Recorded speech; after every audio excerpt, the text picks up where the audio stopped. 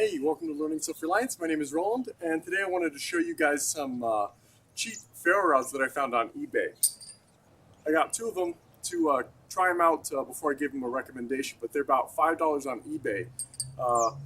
They actually are a little bit different size. One is a tiny bit shorter than the other, but that's not that big of a deal. The only problem with these ferro rods is that they don't have a lanyard hole in them, and I really like having a lanyard hole inside of my ferro rods. That way I can attach a string to it or some paracord or something like that and not lose it. It's a pretty big deal to lose something like this. It's nice to have a large ferro rod because if you don't have as fine of motor control because your hands are cold or something like that, it's a bit bigger for you to hold on to. And obviously it means you've got more ferro rod to use for a longer term situation. So today I'm going to try out drilling a hole through this, and I'm also going to cut off a small portion of it just to make sure that it's solid all the way through. I'm kind of curious to see why this is so much cheaper, but I did try it out and it throws some sparks great. So as far as I can tell, this is a good ferro rod. All right, so we're going to start off with taking one of these ferro rods here, and I'm just going to saw the tip of it off. I'm doing this just to make sure that this is actually solid all the way through. I'm not exactly sure why these are so much cheaper than other places, but I do know that if you get a short one, they cost about like $20 at major sportsman's warehouses and stuff like that. So I'm curious to see why this such a large ferro rod is so much cheaper. Let's crack it open and see what we got inside.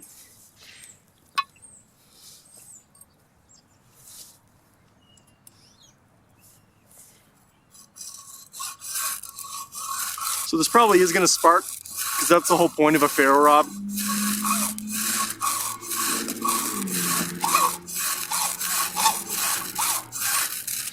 So we'll have to probably stop periodically to make sure I don't overheat my blade and dull it too much. This is already extremely hot from all that, so I'm going to give this a minute, let it cool down. So for anybody who doesn't know, with a flint and steel, what's actually happening is you're knocking off chunks of the steel. The flint is scraping it off and it's actually spontaneously combusting. It's kind of the opposite with a ferro rod. This is actually the part that is sparking. So when you pull off chunks of it, those chunks spontaneously ignite when they get small enough, and that's what you get your fire from.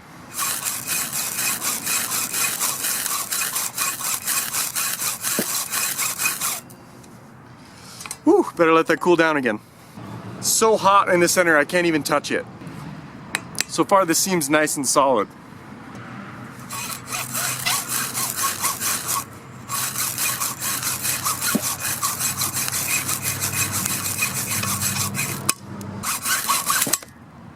There we go. All right, there's the chunk that came off, cut all the way through that. Let's give it a close-up look. All right, so this piece is quite hot, and the tip of this is actually very hot. Let's give this a bit of a scrape in the middle here and see if we can get it to spark up.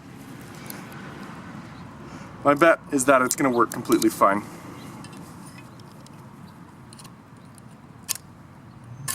Yep. Yep, so I was really careful to try to get pretty much only the center of that. So this does look like it's a solid ferrocerium all the way through. Ferrocerium, or however the heck you pronounce it. Let me show you guys the sparks on this. So here's the spot where I tried it earlier today.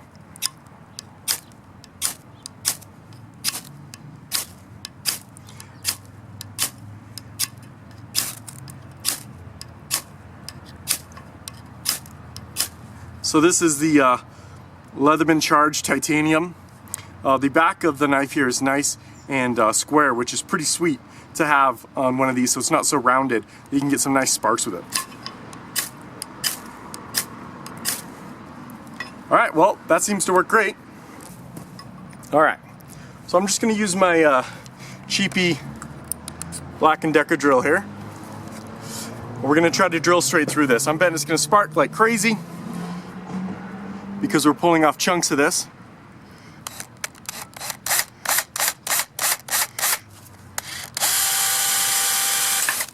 Oop, tilted to the side.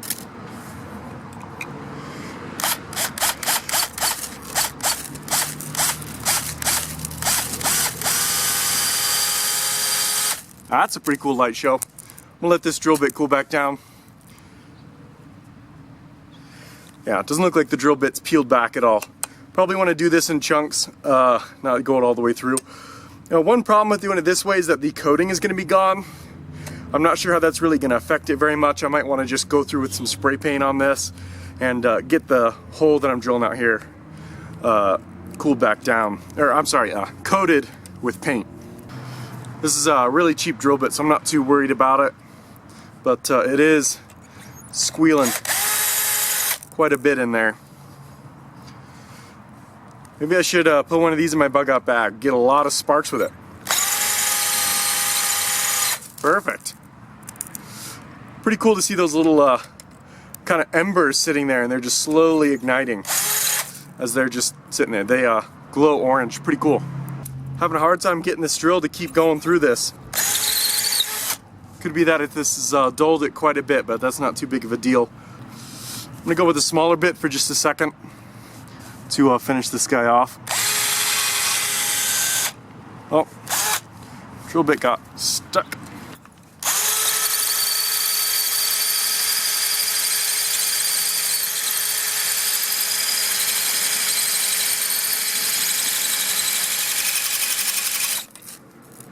Wow. It's impressive how difficult it is to get past that last little 1/4 inch.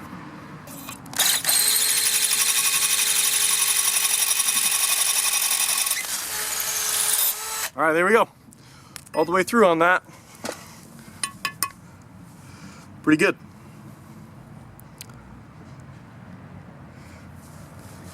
Not sure if the, looks like the coating is still intact. I was worried that it would get so hot the coating would come off, but it looks like it's still good on there. Let me give you guys a close-up of this hole. Alright, so here's the hole. It was actually quite easy to start the hole with that drill bit. That was quite nice. I was worried that this cylinder would be difficult to drill straight through, but that looks pretty good. I think I'll get this cleaned up, drill a hole in the other one, and give this a spray paint, and I'll show you guys after I'm done with that. Looks like my spray paint is having a hard time sticking to this. Might not work so good. It's just some regular old black spray paint. We'll see how that goes.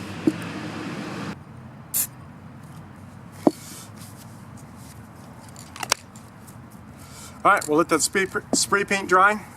I've got some cordage I cut up here. We'll throw these little lanyards on there and be done. Alright, here we are. We got these $5 extra large ferro rods here. I really prefer the extra large ferro rod, and I'm glad I found these on eBay. I'll put a link down below for you guys so you can check it out and get yourself some. So yeah, all you really need to do to this is drill a hole straight through it, put a lanyard in it. I spray painted it just to be extra safe. I got some random junk sticking to the spray paint, but that's alright. It's not really going to hurt the ferro rod. Thanks for watching, and please remember to like and subscribe.